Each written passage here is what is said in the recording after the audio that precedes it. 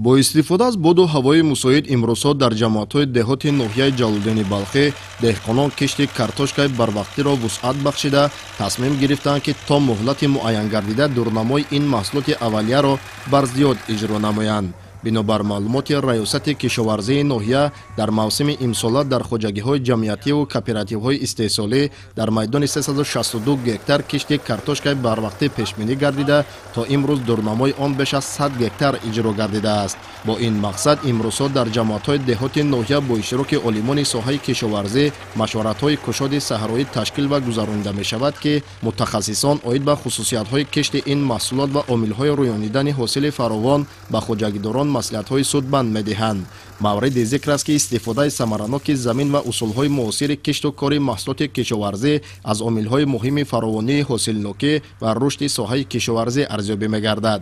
бо назардошти ин нукта кишоварзони ноҳия дар раванди кишту кор ва коркарди зироатҳои парваридаашон қоидаҳои агротехникиро пурра риоя карда аз он ҳосили фаровон ба даст меоранд. имрӯзҳо аҳли заҳмати ноҳияи ҷалолиддини балхӣ дар ҳама ҷамоатҳои деҳот дар асоси тавсеяи олимони соҳа кишти тирамоҳии картошкаро вусъат дода боварӣ доранд ки бо иҷрои дурусти амалҳои марбут ба парвариш ҳосилнокиро баланд бардошта ба ин васила дар таъмини талаботи бозори истеъмолии кишвар ҳиссаи арзанда мегузоранд. имрӯз дар ҷамоат деҳоти маданият дар кооперативи истеҳсолии Турахони Санқулов ҳамагӣ дар майдони 3 гектар кишти картошкаи тухми маҳаллии махчӯи кӯҳӣ шинонда истем. пахтакорӣ яке аз самтҳои асосии аҳли заҳмати ноҳияи ҷалолиддини балхӣ ба ҳисоб рафта тибқи хулосаи мутахассисон бо назардошти риояи талаботи қоидаҳои пешниҳоднамудаи олимону мутахассисони соҳа метавон ҳосили баланди ин зироатро ба даст овард. яке аз омилҳои муҳим ки метавонад барои фаровонҳосилӣ мусоидат намояд ин шудгори саривақтиву босифати заминҳои мавриди кишт дониста мешавад.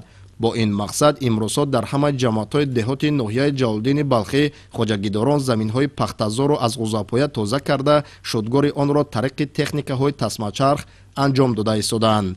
тавре масъулин иброз менамоянд маҳз шудгори босифати замин тавассути техникаҳои тасмачарх имкон фароҳам овардааст ки пахтакорони ноҳия ҳамасола ҳосили фаровон ба даст меоранд.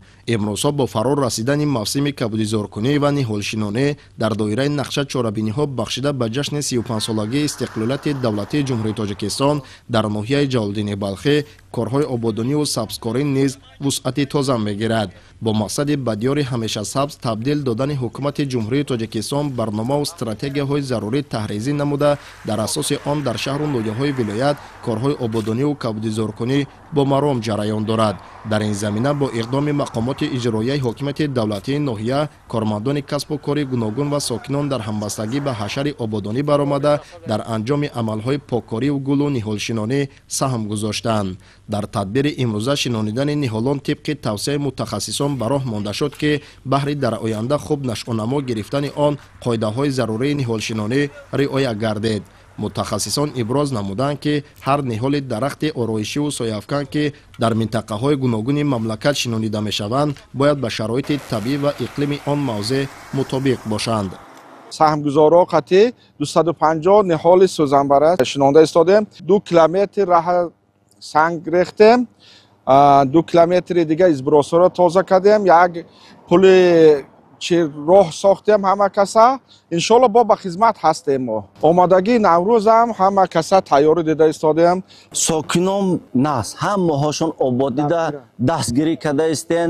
ана соли инамин нав гузаштагӣ як пули мошингузар сохтем ай ҷамъгирӣ карда ҳамин як раҳи дур як деҳамода намерасидра вае сохтем. ина имсол боша ина бо дарахткорӣ кардем, бо роҳҳои обод карда истем. бо мақсади татбиқи амалии яке аз ҳадафҳои стратегии кишвар таъмини амнияти озуқавории мамлакат дар ноҳияи ҷалолиддини балхӣ баробари дигар самтҳои соҳаи кишоварзӣ ба чорводорӣ низ таваҷҷӯҳи махсус зоҳир гардида сол саршумор ва нишондоди истеҳсолии соҳа зиёд карда мешавад. зеро дар ноҳия ҷиҳати рушд бахшидани ин соҳа аз ҷониби роҳбарияти мақомоти иҷроияи ҳокимияти давлатӣ тадбирҳои мушаххас андешида мешавад. хоҷагии зодпарварӣ ба номи Ниёз Муҳаммадбегов яке аз хоҷагиҳои серсоҳа ба ҳисоб рафта, дар рушди соҳаи чоравупарварӣ ва таъмини сокинон бо маҳсулоти гӯштиву ширӣ саҳми назаррас дорад.